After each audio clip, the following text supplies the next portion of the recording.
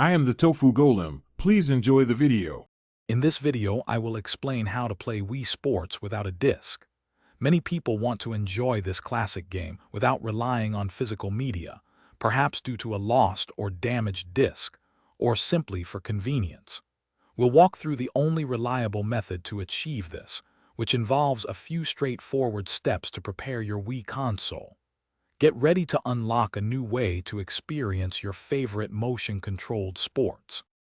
The first crucial step is to prepare your Wii by installing the Homebrew channel. You'll need an SD card, ideally formatted to FAT32, and a computer to transfer the necessary files. There are several exploits available, often requiring an internet connection for your Wii.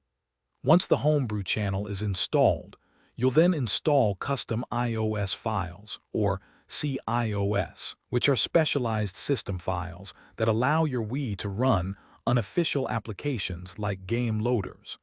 This foundational setup is key to our goal. With your Wii ready, the next step is preparing your game storage. You'll need an external USB drive, which should be formatted to either FAT32 or NTFS for best results. Then, use a computer application, such as Wii Backup Manager, to transfer your Wii Sports game file onto this drive.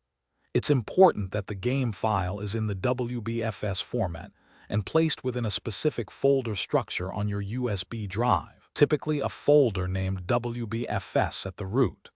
This ensures your Wii can properly locate and read the game. Finally, it's time to play. Insert your prepared USB drive into the correct USB port on the back of your Wii console. This is usually the port closest to the console's edge. Then, navigate to the Homebrew channel and launch the USB Loader GX application.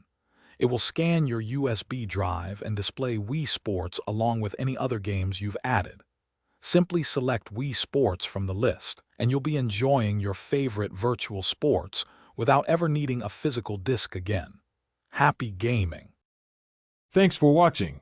Consider subscribing if we helped you today.